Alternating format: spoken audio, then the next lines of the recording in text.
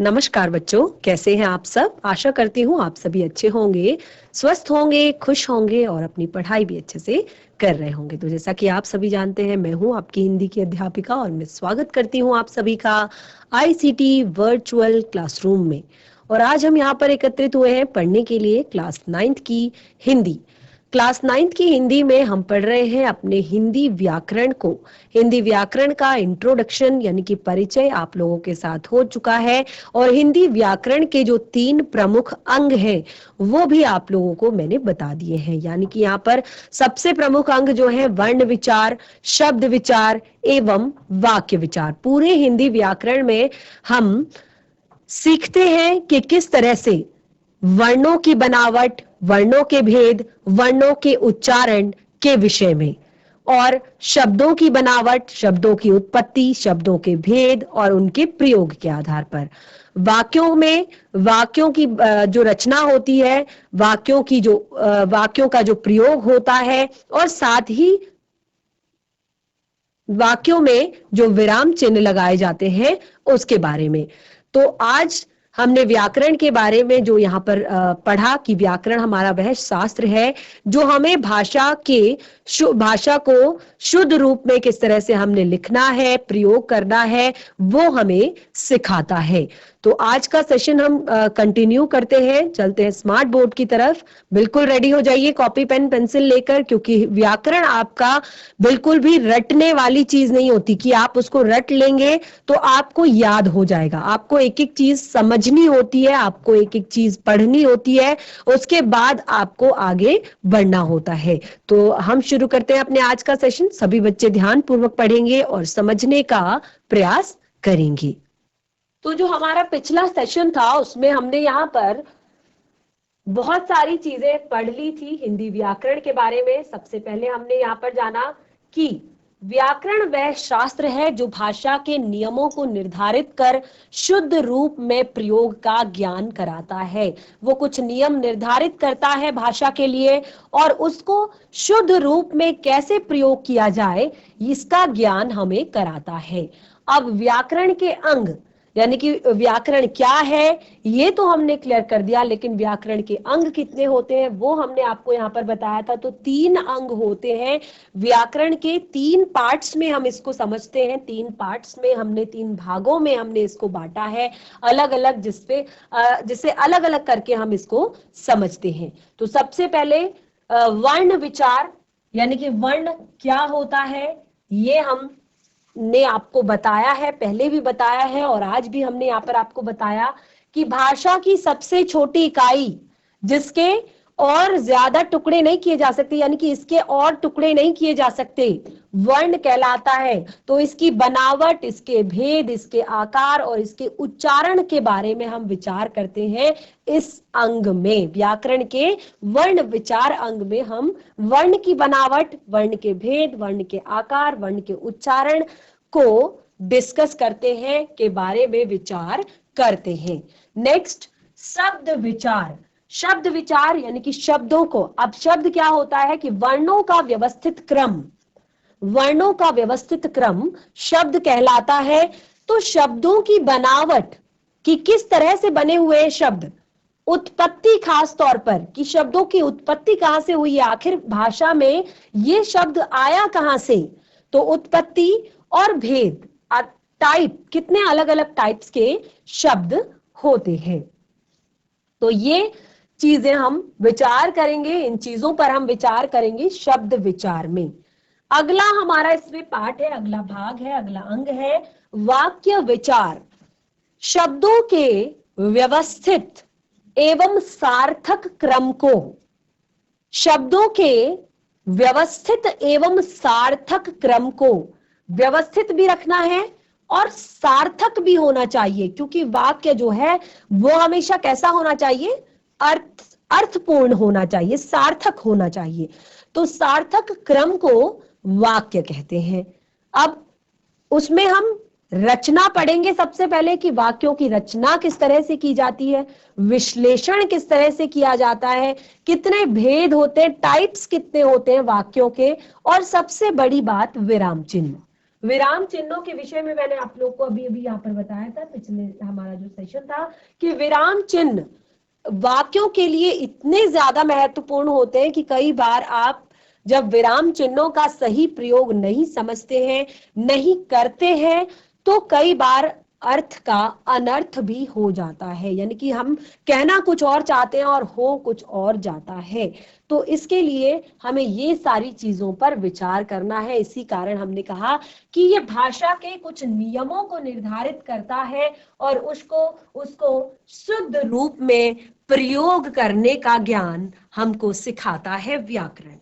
ठीक है, तो इतना हमने पढ़ा अपने पिछले सेशन में। साथ ही हमने वर्ण के बारे में यहाँ पर पढ़ा कि वर्ण ध्वनियों का लिखित रूप ही वर्ण कहलाता है, और लिखने का जो ढंग है, कहे तो ध्वनियों के जो चिन्ह हैं, ढंग से अर्थात यहाँ पर है चिन्ह, लिपि कहलाते हैं।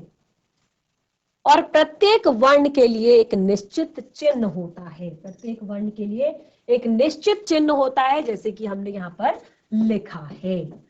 ठीक है, प्रत्येक वर्ण के लिए एक निश्चित चिन्ह होता है।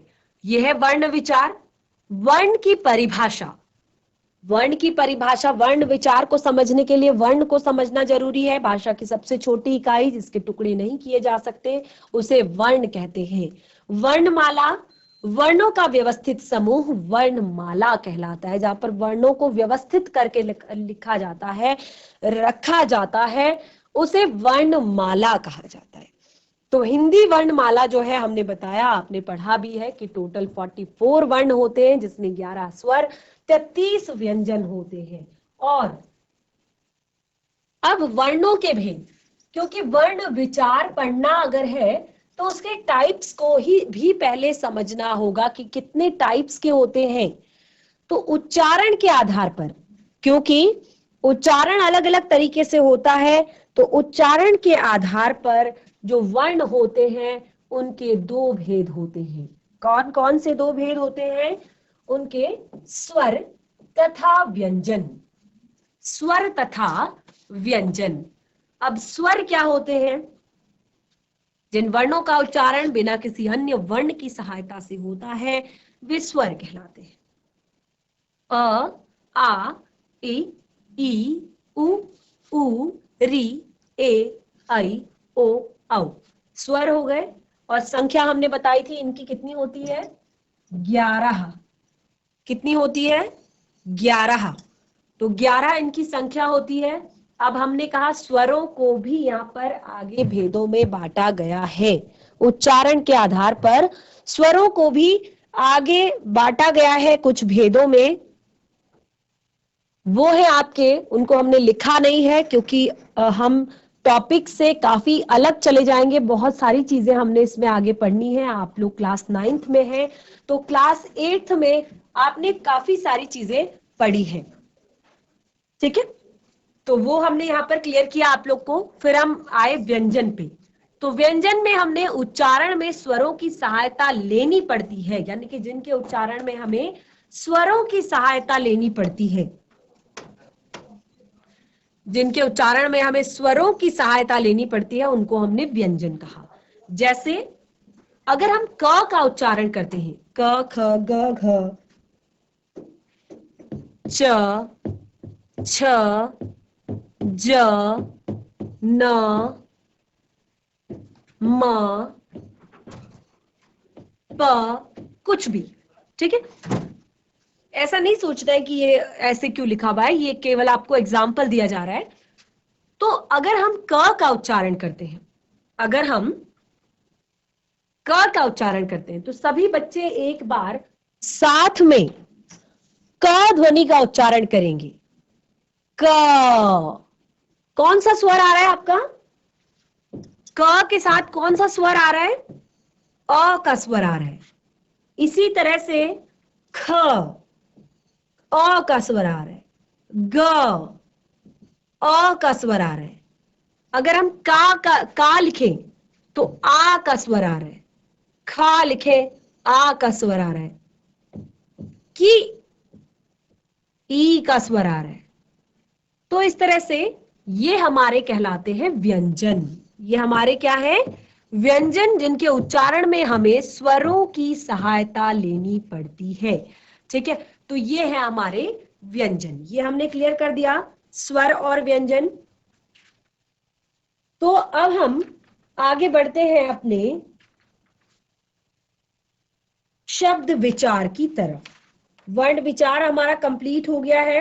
अब हम स्वर और व्यंजन की तरफ बढ़ते हैं, और देखिए इसमें मात्राओं का प्रयोग होता है। देखिए स्वरों की अपनी मात्राएं भी होती हैं। ये सारी चीजें आप छोटी क्लासेस में पढ़ते आए हैं, जैसे कि मैंने यहाँ पे आपको बताया, का या खा या की और की, इसी तरह से कु, कु, के, कई, को, को। तो स्वरों की अपनी मात्राएं भी होती है। ठीक है, स्वरों की मात्राओं के बारे में आपने पढ़ा है, इनका यूज भी आपने बहुत अच्छे से किया है। ठीक है, तो अब हम आगे बढ़ते हैं शब्द विचार की तरफ, जो हमारा हिंदी व्याकरण का जो दूसरा टॉपिक है, शब्द विचार, उसकी तरफ हम आगे बढ़ते हैं। पहला आपको क्लियर हो चुका है, अब हम दूसरा पढ़ते हैं, शब्द विचार।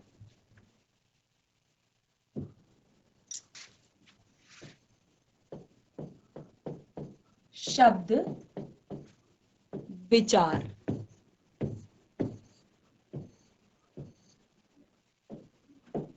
वर्ण विचार, शब्द विचार और वाक्य विचार, तीन पार्ट है हिंदी व्याकरण के। तो आप सभी जानते, अभी तक आप सभी को इतना क्लियर हो चुका है कि भाषा के दो रूप होते हैं, एक मौखिक और एक लिखित। ठीक है, अभी तक हमें यहाँ पर ये क्लियर हो गया कि भाषा के दो रूप होते हैं, मौखिक और लिखित। देखिए लिखित भाषा मौखिक भाषा की अनुगामी होती है, यानी कि अनुगामी यानी कि पीछे से। जब हम मौखिक भाषा बोलते हैं उसके बाद हम लिखते हैं। तो जो मौखिक भाषा है उसका निर्माण बहुत सी ध्वनियों से हुआ, और वे लिखित भाषा, जो लिखित भाषा है उन्हीं ध्वनि के चिन्हों से बनी है। अब देखिए, अगर हम क्या करते हैं, भाषा में शब्द जो होते हैं वो एक अहम कड़ी होती है। जो भी भाषा है उसमें शब्द एक अहम कड़ी में होते हैं, जिनका निर्माण ध्वनियों के सार्थक मेल से होता है। शब्द का निर्माण किससे होता है? देखिए ये शब्द विचार, तो इसमें एक पॉइंट हम लिखेंगे, भाषा में शब्द एक अहम कड़ी है। भाषा में शब्द एक अहम कड़ी है, जिसका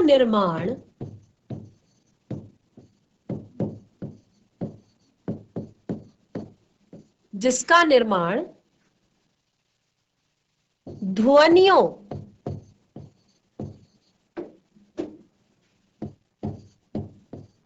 के सार्थक मेल,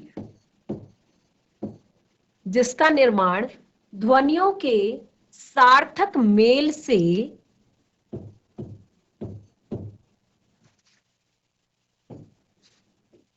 होता है, जिसका निर्माण ध्वनियों के सार्थक मेल से होता है। ठीक है, जैसे जैसे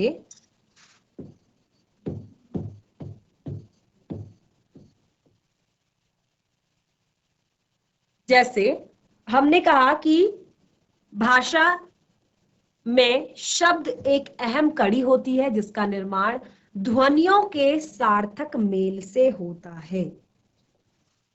ह धन, ई धन, मौ धन, आ, धन, ल, धन, य। तो ये क्या बना मिलकर?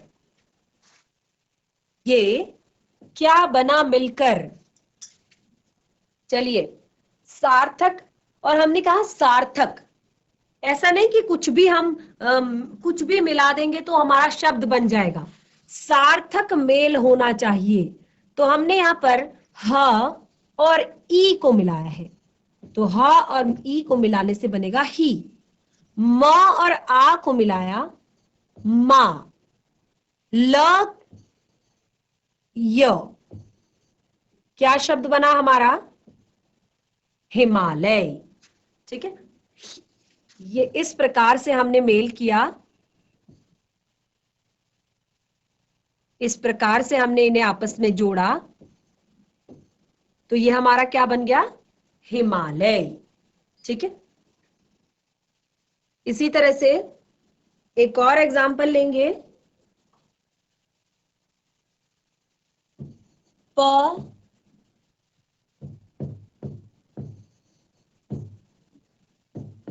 ह,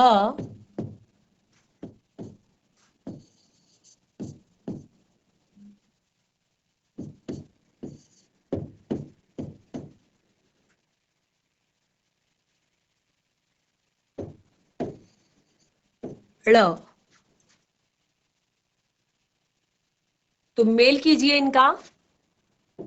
प, ह, ह में आ, ळ, पहाड़। ठीक है, इसी इसी तरह से प,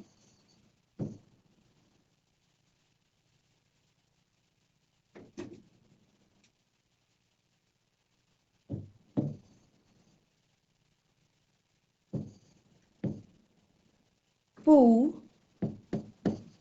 स,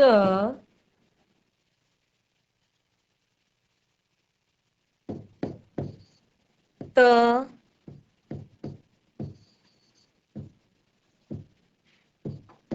क। अब देखिए इस तरह के शब्द क्या कैसे आप बनाएंगे। तो हमने लिखा है प,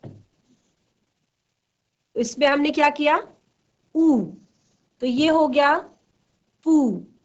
फिर हमने स को आधा ही रखा है, तो ये हो गया स। त, क, पुस्तक।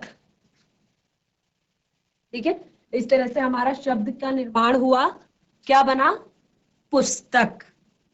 ठीक है, तो इस प्रकार देखिए अभी तक हमने क्या कहा कि इन ध्वनियों के मेल के मेल को शब्द हमने कहा। इस प्रकार हमें ज्ञात हुआ कि शब्द वर्णों से बनते हैं। क्या देखा अभी तक हमने यहाँ पर?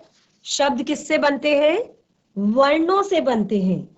और ध्यान रखिएगा कि हर मेल को शब्द नहीं कहा जाता, हर मेल को शब्द नहीं कहते, क्योंकि कई जो मेल होते हैं वो निरर्थक होते हैं। कैसे होते हैं? निरर्थक। निरर्थक अर्थात जिनका कोई अर्थ नहीं होता। तो ऐसे शब्दों को, ऐसे मेल को हम शब्द नहीं कह सकते। ठीक है, तो हर प्रकार की ध्वनियों के मेल को हम शब्द नहीं कहते, केवल सार्थक ध्वनियों को। तो अब इसकी क्या परिभाषा हमारी यहां बनेगी?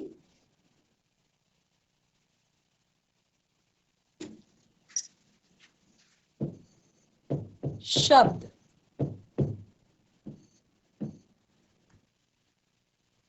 ध्वनियों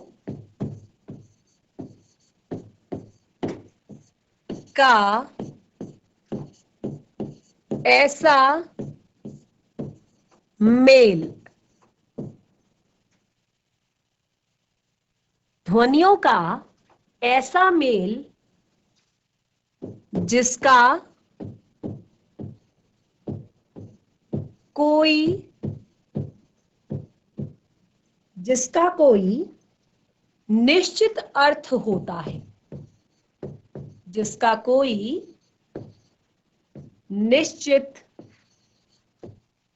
अर्थ होता है। ध्वनियों का ऐसा मेल जिसका कोई निश्चित अर्थ होता है शब्द कहलाता है।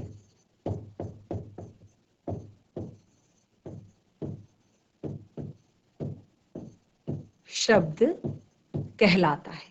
यही तो अभी तक हमने यहां पर सीखा कि ध्वनियों का सार्थक मेल, हमने कहा हर ध्वनि के मेल को हम शब्द नहीं कहेंगे, हम शब्द उसे कहेंगे जहां पर सार्थक मेल हो रहा हो, यानी कि कुछ ना कुछ अर्थ हो, कोई निश्चित अर्थ उसका हो, शब्द कहलाता है।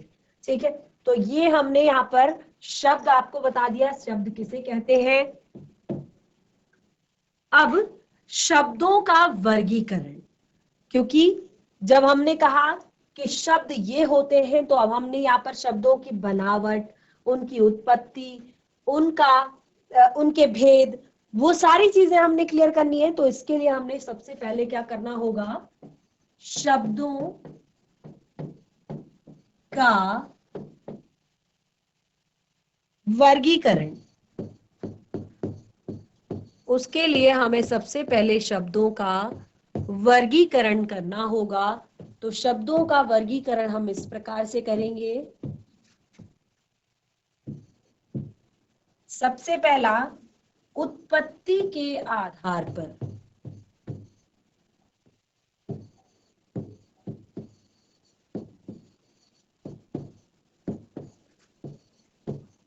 दूसरा, रचना के आधार पर।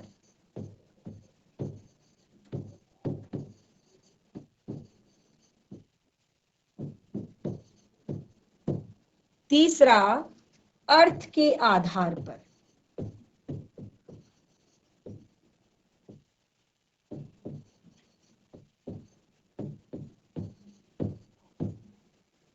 नंबर 4, प्रयोग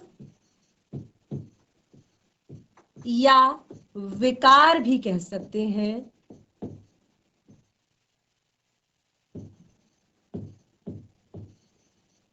के आधार पर। उत्पत्ति के आधार पर, रचना के आधार पर, प्रयोग या विकार के आधार पर। ठीक है, प्रयोग या विकार के आधार पर। उत्पत्ति के आधार पर देखिए, हम शब्दों का वर्गीकरण कर रहे हैं, तो सबसे पहले हम अलग अलग तरह से इनको जानेंगे कि शब्दों को का उत्पत्ति के आधार पर क्या होता है, किस तरह से कौन कौन से शब्द होते हैं, रचना के आधार पर कौन कौन से शब्द होते हैं, और अर्थ के आधार पर या प्रयोग या विकार के आधार पर शब्द। तो उत्पत्ति के आधार पर हम शब्दों को कैसे समझेंगे, उत्पत्ति के आधार पर हम शब्दों को कैसे समझेंगे।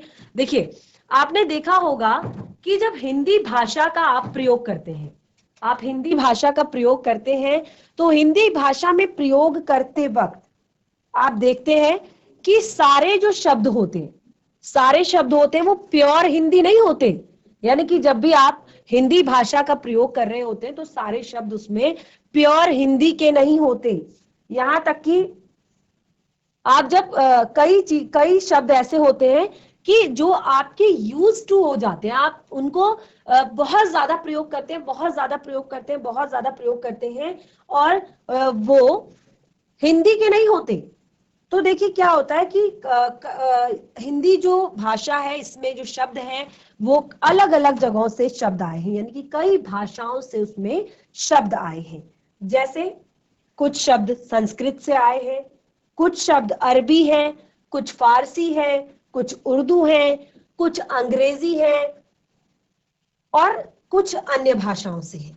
और यहां तक कि इसके आधार पर, यानी कि जब हम उत्पत्ति के आधार पर, देखिए पहले इसको हम पढ़ लेते हैं, उत्पत्ति के आधार पर इसको थोड़ा सा पढ़ेंगे। उत्पत्ति के आधार पर, उत्पत्ति के आधार पर। तो उत्पत्ति के आधार पर, जैसे कि मैंने आप लोग से कहा कि जो शब्द है, हर शब्द आपका ऐसा नहीं कि वो प्योर हिंदी है, अनेक भाषाओं से, हिंदी में आपके संस्कृत से, उर्दू से, अंग्रेजी से, फारसी से, अरबी से बहुत सारे शब्द आए हुए हैं। तो इस प्रकार कहा जा सकता है कि जो हिंदी का स्रोत है, हिंदी में शब्दों की उत्पत्ति या हिंदी के शब्दों की उत्पत्ति का जो स्रोत है वो है संस्कृत, अरबी, फारसी, उर्दू और बाकी भाषाएं। ठीक है, तो इसको तो हम उत्पत्ति के आधार पर ऐसे समझ लेते हैं, ऐसे लिख लेते हैं कि हिंदी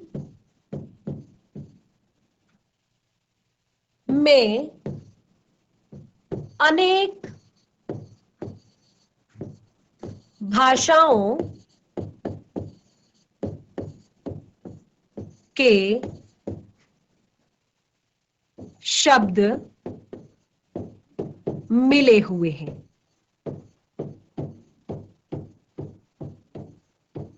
हिंदी में अनेक भाषाओं के शब्द मिले हुए हैं। इस प्रकार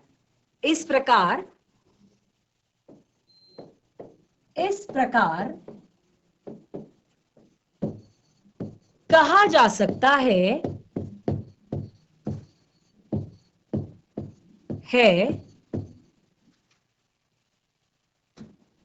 कि हिंदी शब्दों की उत्पत्ति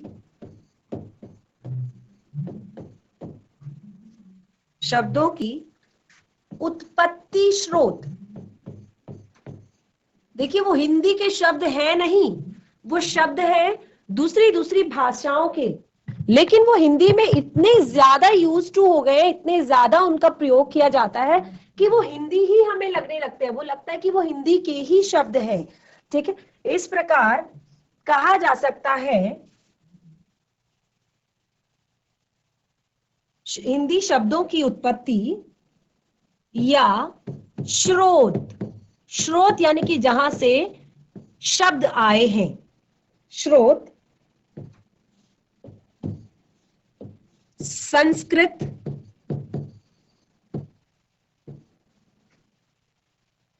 अरबी, फारसी,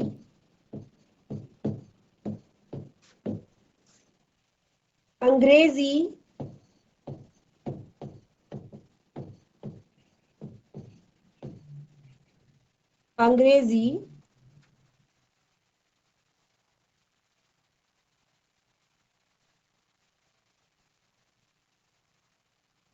हिंदी शब्दों की उत्पत्ति या स्रोत संस्कृत, अरबी, फारसी, अंग्रेजी या हिंदी की बोलियां। अब ये हिंदी की बोलियां क्या है? हिंदी की बोलियां यानी कि जो किसी विशिष्ट क्षेत्र में, विशेष क्षेत्र में बोली जाती हैं। और देखिए क्या होता है कि वो हमारी हिंदी में आ जाती है और कई बार इस तरह से प्रयोग होने लगती है, ऐसा लगता है कि वो हिंदी की ही भाषा है, बोलियां हैं। और इन्हीं के आधार पर जब हमने कहा कि अनेक भाषाओं के शब्द मिलते हैं, तो इसी के आधार पर, उत्पत्ति के आधार पर हमने शब्दों को 5 भागों में बांटा है। कौन कौन से 5 भागों में बांटा है वो हम यहां पर लिख लेते हैं। सबसे पहले तत्सम शब्द, तद भव शब्द, देशज या देशी शब्द। अभी एक्सप्लेन करूंगी सभी को। आगे विदेशी शब्द,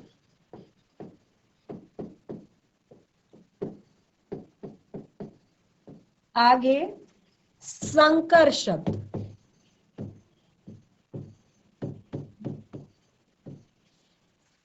तत्सम शब्द, तत्भव शब्द, देशज या देशी शब्द, विदेशी शब्द, संकर शब्द। तो ये 5 तरह से हमने अलग अलग भागों में इनको बांटा है। अब ये क्या होते हैं? तत्सम, क्या होते हैं तत्भव, क्या होते हैं देशज, क्या होते हैं विदेशी, क्या होते हैं संकर। अब देखिए क्लास 9th में आप हैं, काफी चीजें, क्योंकि हिंदी में ये सारी चीजें आपको रोज काम आती हैं, रोज आप इस तरह से चीजें पढ़ते हैं, समझते हैं, लिखते हैं। और जब हम हिंदी मीडियम के होते हैं तो हमारी सारी चीजें हिंदी में होती हैं, हमारे सारे सब्जेक्ट्स हिंदी में होते हैं, हमें रोज लिखना होता है, पढ़ना होता है, बोलना होता है, समझना होता है। तो ये बहुत ज्यादा हमारे लिए ऐसा नहीं है कि हमें नहीं आता या हम नहीं समझते, केवल और केवल हम याद नहीं रखते चीजों को। तत्सम शब्द, अब हमने कहा उत्पत्ति के आधार पर, तो ये चीज तो आपको क्लियर हो गई कि जो हिंदी भाषा में हमारे शब्द आए हैं वो प्योर हिंदी नहीं है, वो उत्पत्ति उनकी अलग अलग जगहों से हुई है। कोई संस्कृत से आए हैं, कोई उर्दू से आए हैं, कोई फारसी से आए हैं, कोई दूसरे अलग अलग दूसरी अलग अलग भाषाओं से आए हैं। तो इसी के आधार पर हमने यहाँ पर तत्सम, तत्भव, देशज, विदेशी, संकर, इस तरह हमने, आप समझ सको कि किसको क्या कहते हैं, इसलिए हमने इसको 5 भागों में यहां पर बांटा। तो तत्सम की अगर बात करें, तत्सम, तत्सम अर्थात, तत् अर्थात उसके, और सम का अर्थ होता है समान। तत्सम यानी उसके समान या उसके जैसा, ठीक है, उसके समान या उसके जैसा।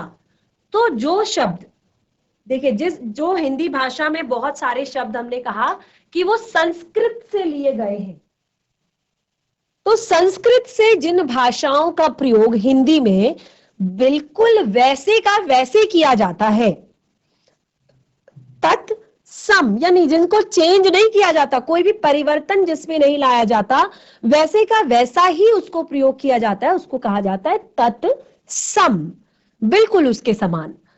तो कई बार आपने ऐसे शब्द हिंदी भाषा में देखे होंगे जैसे सत्य, रात्रि, सर्प, दुग्ध, कुछ ऐसे शब्द जो हिंदी और संस्कृत में बिल्कुल समान रूप से, यानी कि संस्कृत में भी सत्य को सत्य कहा जाता है और हिंदी में भी सत्य को सत्य ही कहा जाता है। रात्रि, संस्कृत में भी रात्रि कहा जाता है और हिंदी में भी रात्रि कहा जाता है। सर्प, संस्कृत में भी सर्प कहा जाता है, हिंदी में भी सर्प कहा जाता है। अश्व, संस्कृत में भी अश्व कहा जाता है, हिंदी में भी अश्व कहा जाता है। दूध को संस्कृत में भी दुग्ध कहा जाता है और हिंदी में भी दुग्ध कहा जाता है। तो तत्सम, ऐसे शब्द जो हिंदी और संस्कृत, यानी कि संस्कृत से जस के तस, जैसे कि तैसे हिंदी में प्रयोग किए जाते हैं, उन्हें तत्सम शब्द कहा जाता है, जो कि हमने यहाँ पर लिखा है। तो ये आपके लिए होमवर्क है, ये आप कुछ शब्द यहाँ पर लिखेंगे। तो ये इस तरह के कुछ शब्द आप लिखेंगे और परिभाषा भी साथ में लिखेंगे। अब आती है तत्भव शब्दों की बात, अब आती है तत्भव शब्दों की बात। ये नोट डाउन कर सकते हैं एग्जाम्पल्स, ये हाथ के हाथ नोट डाउन कर सकते हैं और इसमें बाकी के एग्जाम्पल्स भी आपने यहाँ पर देने हैं, उदाहरण देने हैं आपने इसमें, और परिभाषा भी चाहे तो आप लिखेंगे यहाँ पर। ये होमवर्क है, सारी चीजें क्लियर आपको करवा दी गई है, क्योंकि अगर सारी चीजें आपको यहाँ से बता दी जाएंगी तो आप घर में कॉपी नहीं उठाएंगे, तो घर जाएंगे, मैम ने जो पढ़ाया है उसको रिवाइज करेंगे, जो होमवर्क दिया है उसको करेंगे। अब आती है तत्भव शब्दों की बात। तत्भव, भव का अर्थ होता है पैदा हुआ या उत्पन्न हुआ, ठीक है। तत् का अर्थ होता है उससे, ठीक है, तत् अर्थात उससे। भव का अर्थ होता है उत्पन्न हुआ या पैदा हुआ। तो अब जो शब्द संस्कृत से पैदा हुए हैं, संस्कृत से उत्पन्न हुए हैं उनको तत्भव कहा। उससे उत्पन्न या पैदा, ठीक है। तत्भव, दो शब्द है, तत्सम और तत्भव। कंफ्यूज बिल्कुल नहीं होना है, केवल अगर समझेंगे तो क्लियर हो जाएगा। तत्सम उसके समान, तत्भव उससे उत्पन्न। अब हमने कहा कि तत्सम तो एज इट इज हिंदी में प्रयोग किए जाते हैं, लेकिन तत्भव जो होते हैं वो उससे उत्पन्न होते हैं, उससे उत्पन्न होते हैं। जैसे बहुत सारे शब्द हिंदी में ऐसे हैं। अग्नि की अगर मैं बात करूं, अग्नि शब्द, अग्नि तो कैसा शब्द है अग्नि? ये आपका तत्सम शब्द है। संस्कृत में भी अग्नि कहा जाता है और हिंदी में भी अग्नि कहा जाता है। और अगर मैं तत्भव शब्दों की बात करूं, तद्भव शब्दों की अगर बात करूं,